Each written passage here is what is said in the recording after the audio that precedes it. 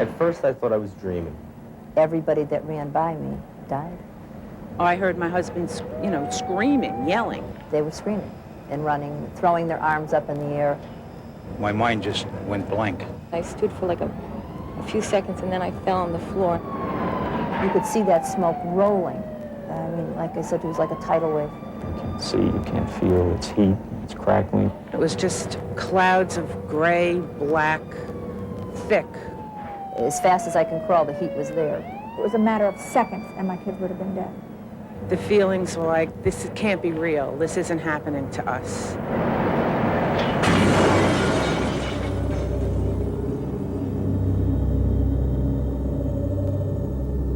The voices you just heard are voices of people who never dreamed they would ever be in a fire. They survived because they planned to get out alive. Some simply were lucky, just like the people in this apartment. The flames which swept through the building that was here left these 50 homeless. It also left 4 dead, including a 14-month-old girl. Some people survived because they knew what to do when the fire struck. One family used the door to save their lives. Another man went back into the smoke. He died. 15 of the residents were saved because they had smoke detectors. But luck is just not enough, because this year, 60,000 Americans will be severely burned in fires, and 6,000 of you will die in fires. That's because you were never brought up to understand what a real fire is really like.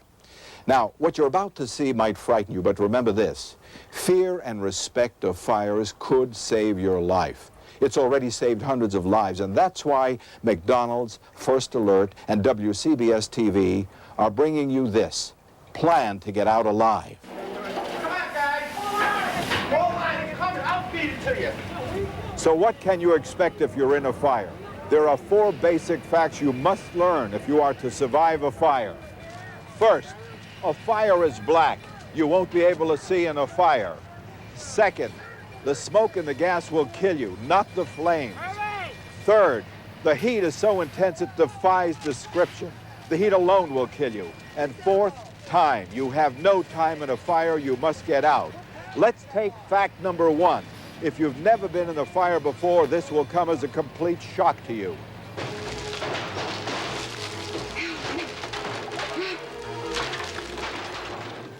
If you think this is what a real fire is, you're dead wrong. It's what the movies and television have led you to believe a fire is like. They have to do it with enough smoke and fire so you can see the action and the drama. But a real fire is this, the same scene, screaming, noise, burning, panic, the blackness. In a real fire, you are blind. To your horror, you will learn that in a real fire, you cannot see. Fire is black, it is not light. Black wasn't even a color black. I couldn't see my hands in front of me. You see nothing. You just feel heat and cracking. It's extremely dark, it's hot, it's scary. Sooner or later, according to statistics, each one of us will experience the terror of a serious fire. What's it feel like? First, forget about what you think a fire is like. Let us take you into a fire. It's frightening. To help you survive if it happens to you, we went to the New York City Fire Department Training Center, where firemen are taught to survive. This is part of what a fire is really like. Can you see me?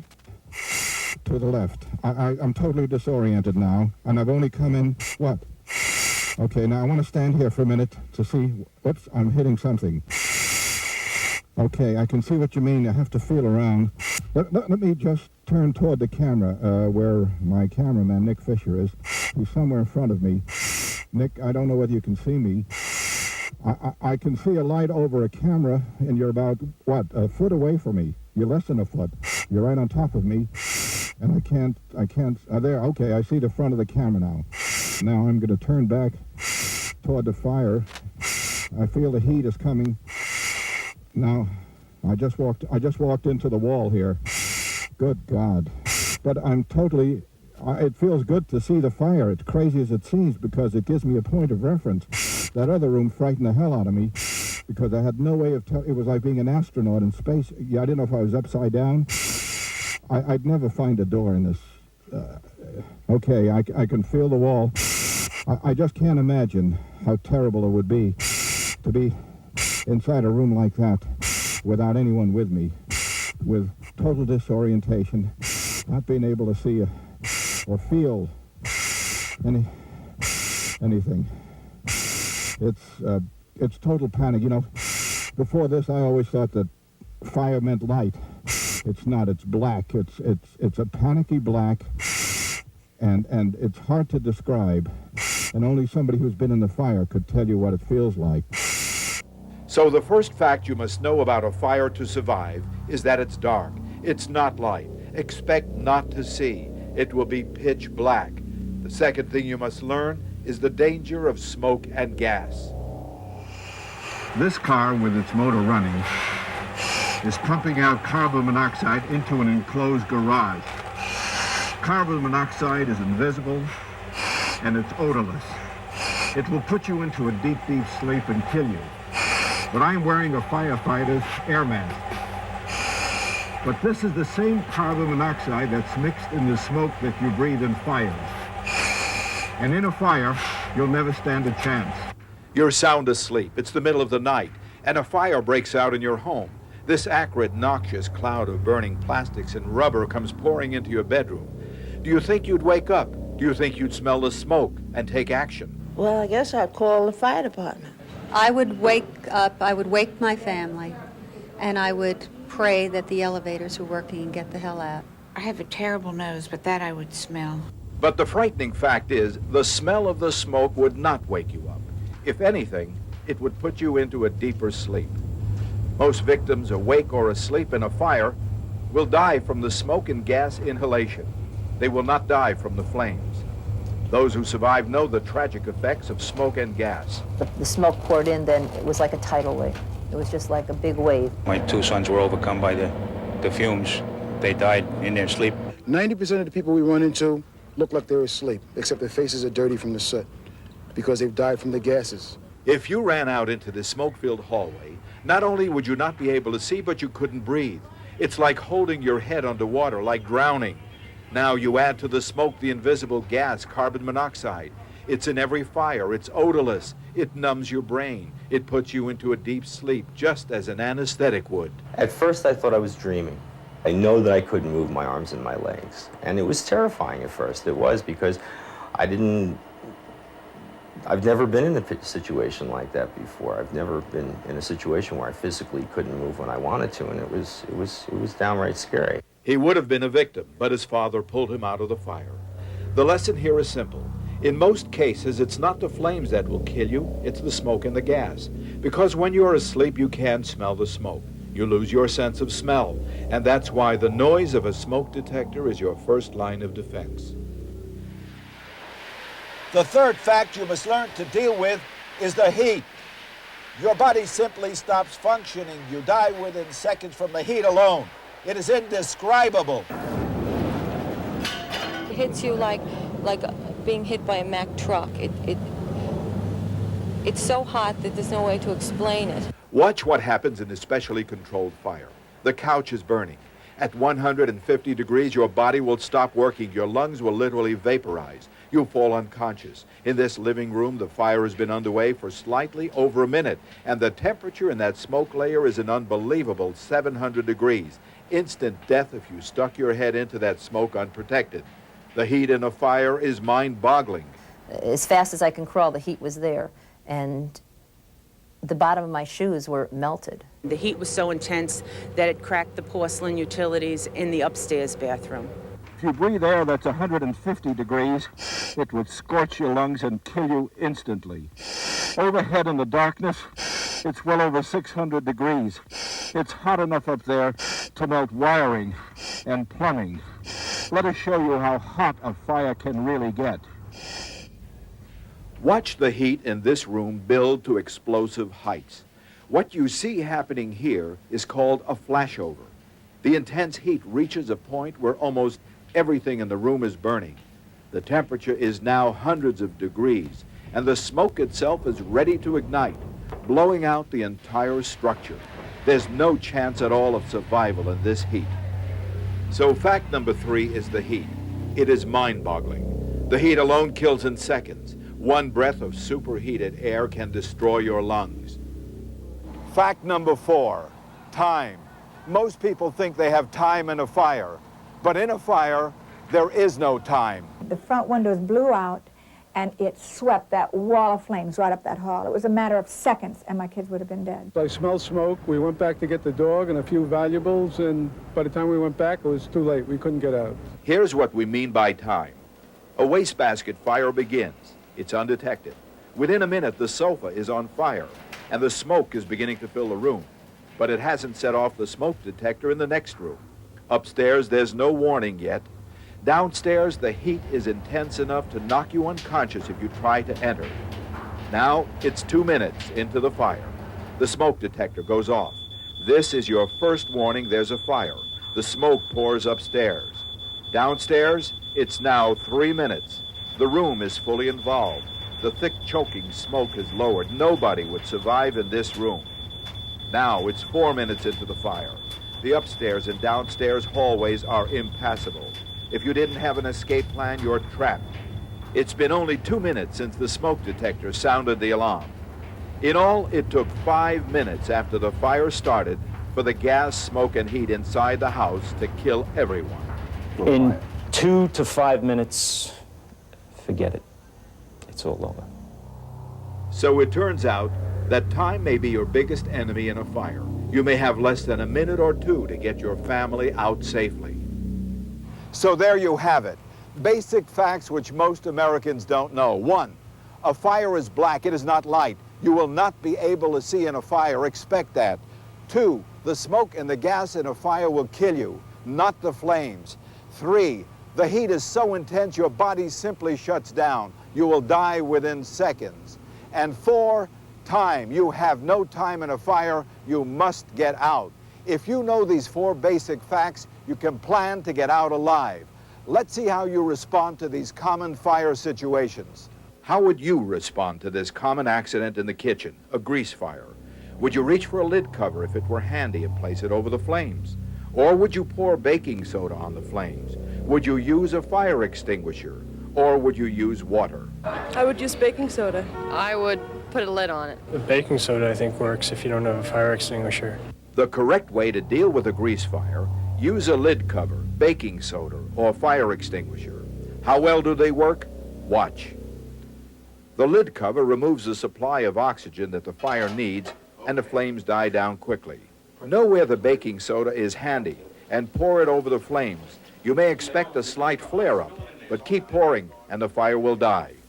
A fire extinguisher will quickly douse the flames, and the newer fire extinguishers cause very little mess. The one thing you don't want to do is to throw water on a grease fire. Watch what happens if I do. This kitchen fire is now getting out of control. In your home, how long do you think it would take for this same fire to get out of control? Do you think it would take 30 seconds? Do you think it would take a minute? Do you think it would take 5 minutes, or do you think it would take 10 minutes? What do you think?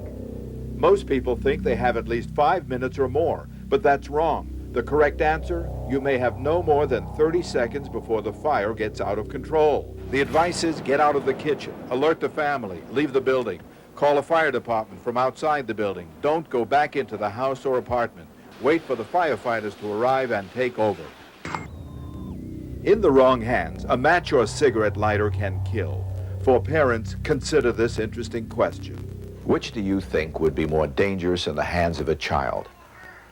A loaded .38 or a cigarette lighter? Think about it for a moment. It's a question that Fire Marshal Charlie Wagner must answer every night when he comes home from work. He locks his gun and his lighter in a drawer. This is more dangerous than a loaded .38 revolver placed on a kitchen table in front of a child.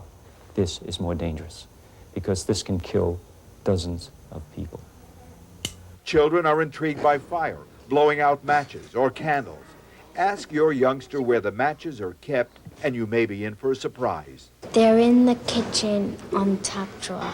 She keeps them on a counter in a cookie jar. They're on the counter next to the refrigerator in the kitchen. Here's a question. Children killed from playing with matches and lighters are usually how old? 3 years, 6 years, or 9 years? The answer shocks many. It's toddlers, usually around the age of 3, killed while playing with lighters and matches. Children don't mean to kill with matches, nor do careless smokers mean to kill with cigarettes, yet both do. Question: true or false? Most fires caused by careless smoking are in the bedroom.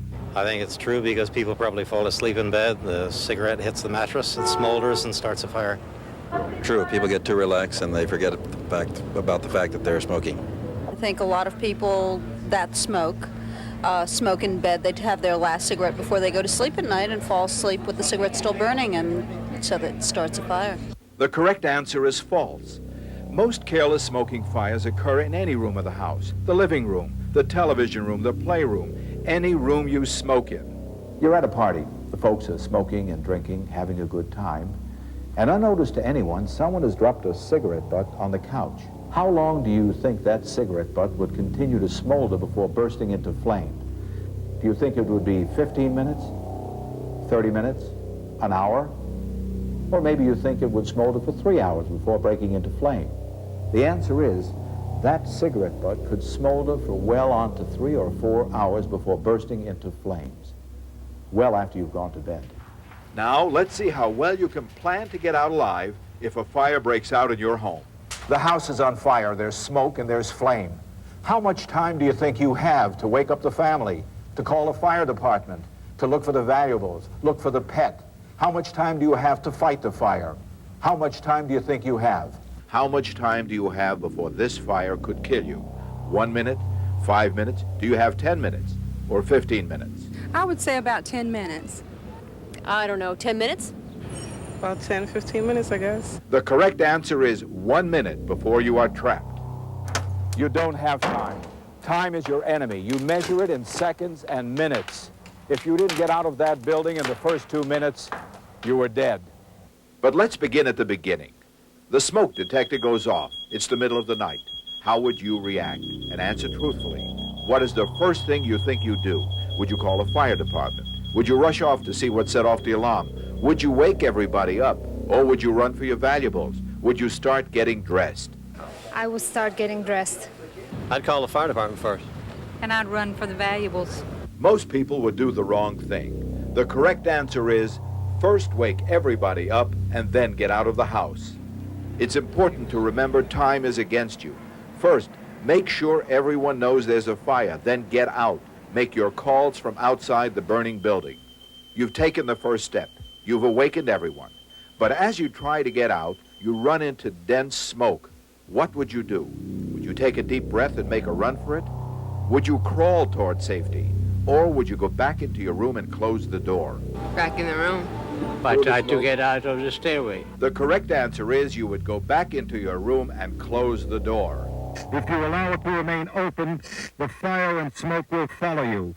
It will spread through the house rapidly, killing everyone. The fire will spread with enormous speed. So remember, you must keep the door closed. That way you keep the fire and the smoke away from you. If the firefighters don't get to you in minutes or there's no help, jumping from a one-story dwelling would save your life. The fire in your house is now out of control, and you must evacuate as quickly as possible. True or false? The best way to make sure that everyone gets out safely is get out together. Is that true, or do you think that's false? Go out together, everyone together, okay? I think it's false, because if you waited to get a whole group out, you'd probably all get stuck. Everybody should get out at the same time. The correct answer is false. Sometimes you can get out together, but in most cases you have to leave individually, and that means you must have an escape plan. You must know where the exits are. You must know who is to help the youngest and the oldest. You must have a predetermined meeting place outside the building. And above all, you must hold fire drills so you know what to do. If you live in a high-rise, there are other facts you should know in planning to get out alive. You're trapped in a high-rise apartment. There's smoke, there are flames, and there's panic. But you've closed the doors against the heat, the flames. How long do you think you can remain alive inside this apartment? Do you think you could stay alive 15 minutes, 30 minutes? Could you survive in this apartment for 45 minutes? Or could you remain alive for over an hour? How much time do you have? The correct answer is more than 1 hour. Most high-rises today have doors which will contain the fire for several hours. The floors in high-rises are also protective and will keep the fire at bay for several hours too. You're back in your room. The firefighters have arrived on the scene. What should you do? A, call the fire department and give your location in the building. B, open the window to get air. C, hang a signal out the window to give your location. Or D, place wet towels around doors to keep out the smoke. The correct answer is all of the above. According to fire experts, you should open your windows top and bottom to ventilate your room. Stay at the window. Keep your head at the bottom for the fresh air intake. And if firemen are busy elsewhere in the building, don't panic. They'll only come for you if there's danger, and you may end up sitting the whole thing out quietly in your room. The questions you've just answered underscore the points that a fire is black, it is not light, you won't be able to see. That smoke and gas will kill you and not flames. That the heat is so intense, it alone can kill you. And that time, you have no time in a fire, you must get out. Now let's apply that knowledge and planning to get out alive. First, how you cope with the darkness. This is your bedroom. You've lived in it for years and you know it intimately. Yet when a fire breaks out, in minutes, it will turn into this. You're sound asleep in your bed, so you won't know this is happening. There's a fire in a room down the hall. The smoke is coming into your bedroom, filling every nook and cranny. It's blinding, choking smoke. It's slowly lowering to the bed. You won't smell the smoke because in your sleep, you can't smell smoke. Suddenly, you're awake. You've heard screams, fire sirens. You spring out of bed. But where's the door, the window, the closet, the lamp? This is what a fire is like. You will find yourself in total blackness. Fire is black. It is not light. You can't see. You must get down on the floor. If you do get down on the floor, you'll suddenly discover there's more light. There's more air. The choking smoke is above you. At this point, you must remember three very important things. One, you get more latitude to move. The choking smoke and the hot air is above you. Here, too, use a flashlight. Have one next to your bedside for this sort of an emergency. It will help you find your way out. And third, you must have an escape plan. Know which way to move in the case of fire. At this level, I can get out. I know what my escape plan is. I've rehearsed it. I'm heading toward the exit. The door lies in this direction. If you know what to expect, you can get out alive. Know what to expect. Katie Kramer knew what to expect. She saved her family. I was sound asleep in my bed, and suddenly I felt something hot on my feet, and I looked, and my bed was catching on fire. It was black, totally black, and you couldn't see a thing in the room. I crawled over here and out the hall and got my mother and sister and father. So remember three key things. To help you survive the darkness in a fire, you've got to get down on the floor and crawl. A small flashlight may help in the dark, and you've got to have an escape plan. Rehearse it, because you probably won't be able to see.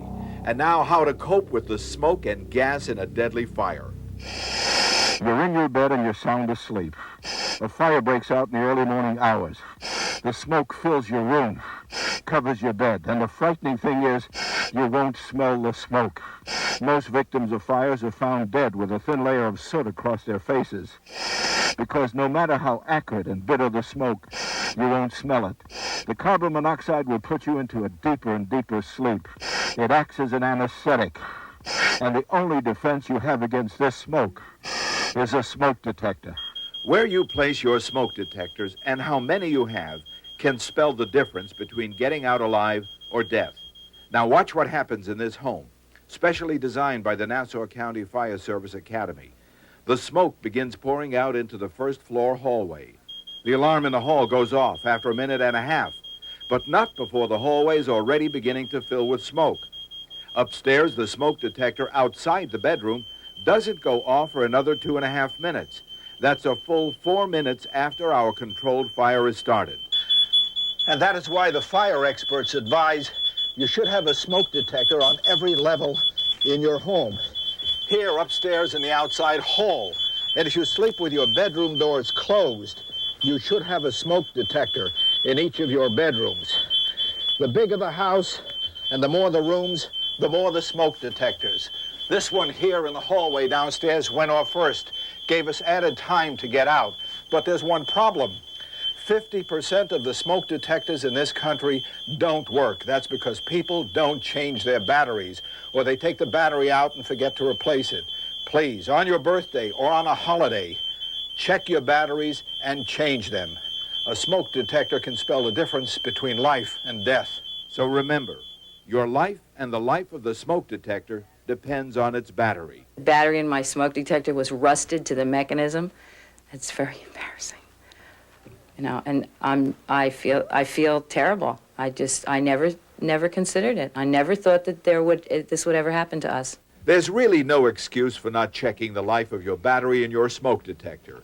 There's even a new smoke detector, which you can test with a flashlight that will immediately tell you if the battery is still working. To survive the deadly smoke and gases in a fire, you must have a smoke detector. The more the better, at least one on every level of your home. And you've got to check and change your batteries regularly, or all the smoke detectors in the world won't afford you any protection. When it comes to dealing with deadly heat, you can take a lesson from firefighters.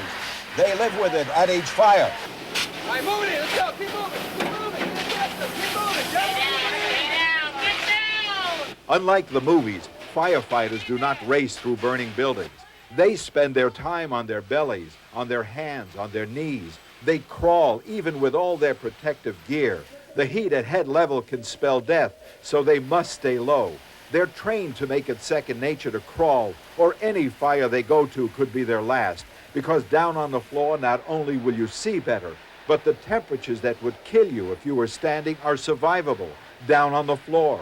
How dramatic are the temperature differences? I went into the specially designed training room where temperatures on the floor were 90 degrees. At head height, a blistering 600 degrees. The ceiling even hotter. Instant death if you stand up. Because remember, we said before, temperatures of 150 degrees or higher knock you out and kill you. And even a small fire can heat a room to that within a minute or two. When you're trapped in a burning building, remember the rule. The rule is to crawl. Don't stand up. The heat overhead is several hundred degrees. It will kill you. It's not the fact that you can't see. And should you stand up, the smoke will knock you unconscious almost within seconds. So crawl. Right now, there's a little smoke here at the bottom. Eyes are tearing. We're getting a little sore throat out of this, but the heat overhead, if I were to stand up right now, would knock me back and probably kill me. The bottom line is that you have to stay low. You must crawl to safety. Heat kills. You can buy life-saving time by crawling. And there are some other things that will also buy you time in a fire. The smoke alarm is sounding. There's a fire somewhere in the basement. The thick, blinding, choking smoke is rolling through these hallways and into rooms. You've got to get out alive. And in order to do that, you need to buy time. And there are two facts you must know in order to buy time. The biggest mistake that you can possibly make when a fire breaks out is to think that you have time. But time in a fire really works against you. You have no time. And most people who die in fires die in the very first 5 minutes. They are trapped because they wasted time. There are two things that can help you buy time in a fire, and knowing them could save your life. If you have a fire extinguisher, how much time should you spend in fighting a fire? Rule 1 is simple. You have 30 seconds to put out the fire if you're right there when it starts with a fire extinguisher in hand. That's all the time you have. So, if you're watching television and smoke and flames suddenly break out, you have 30 seconds to grab a fire extinguisher and put the fire out. If you can't control it in 30 seconds, get out. This fire could get out of control in seconds and you're trapped. But never waste time looking for a fire that's already underway in some other part of the house. Use what little time is left to you. Get you and your family out alive as quickly as possible and call for help. And last, have an escape plan. Now that sounds easy, but believe me, it isn't. Right after the broadcast, try this. Find a room, your favorite room that you know intimately. Now, with the help of a partner or by yourself, close your eyes, turn around several times. Now, with your eyes closed, get down on the floor. You have an escape plan. Try to find your way out with your eyes closed. See how long it takes you. Now remember, this is an imaginary fire. In a real fire, this is what you'll have to contend with. There'll be obstacles in your way. You have to know where to go. The smoke is black, it's blinding, and it's choking. But I know where the escape plan takes me, along the wall. I've rehearsed this many times. You must do the same thing. The kitchen should be just here, yes. Here it is. Linoleum floor, carpeting. This is the kitchen. The exit is just 10 feet ahead, along the side wall here. I can't see it yet. It's still too black and the heat has got me down on the floor, so crawl. There's the exit. Now I can get out. You must have that escape plan and you must rehearse it. So we've learned that if you're right there when a fire breaks out and you have a fire extinguisher, you've got about 30 seconds to put out the fire. If you can't, get out. And don't forget, you've got to have an escape plan because time is against you. Along with a fire extinguisher, another important tool that most people don't know about is the door. It will help keep the flames, the heat, and the smoke out. Listen to this message. A fire breaks out on the first floor of the two-family house. Door. The woman quickly leaves to call the fire department. Door. And 2 people die upstairs, overcome by smoke. Door. A man smoking in bed starts a fire. The door. Leaves the bedroom, rushes to a phone. The door. And before the fire department gets there, the door. The rest of his house burns down. The door. Is there one single act that could have been done? Close the door. To help prevent this needless loss of life and property? Close the door. What should these people have done? Close the door. Do you know that a door is one of the best pieces of firefighting and life-saving equipment? Close the door. And if you leave a room that is on fire, close the door. If you simply close the door, it will help stop the fire and smoke from spreading too quickly. Close the door. We hope you never experience a fire, but statistics tell us that most of us will. It is frightening, but you've learned some of the basic facts about surviving in fires. And if you plan to get out alive, you can. Others have, and you will too.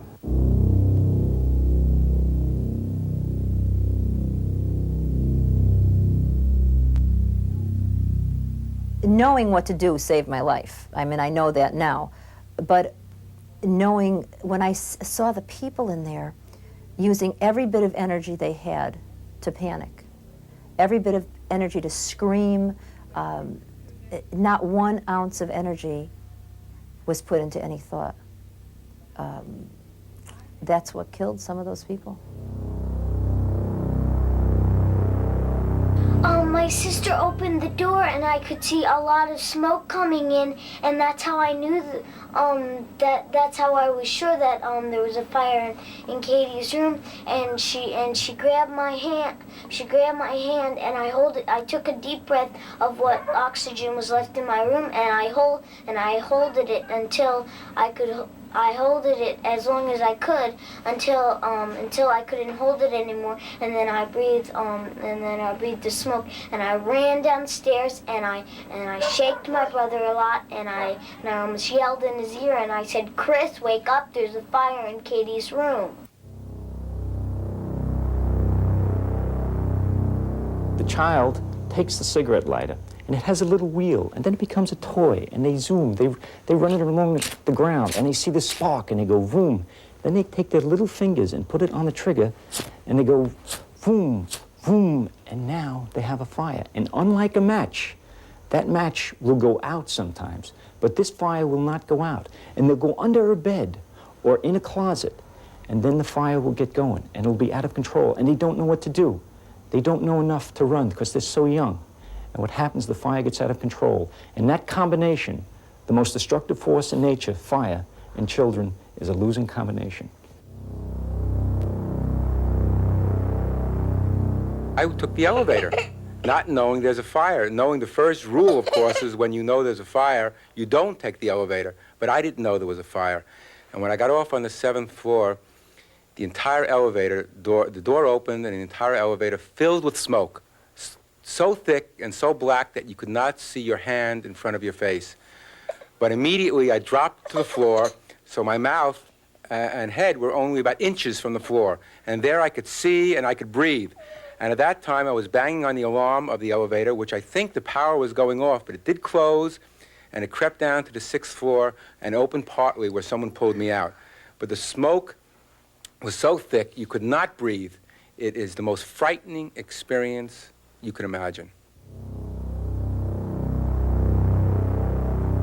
First there's nothing, all of a sudden, intense heat. I didn't feel pain right away, though I guess you're in shock. I felt pain afterward. You feel intense heat. Well, there's no way to describe it. I mean, put your finger on a match and you get a little idea, but your whole body is engulfed in this heat.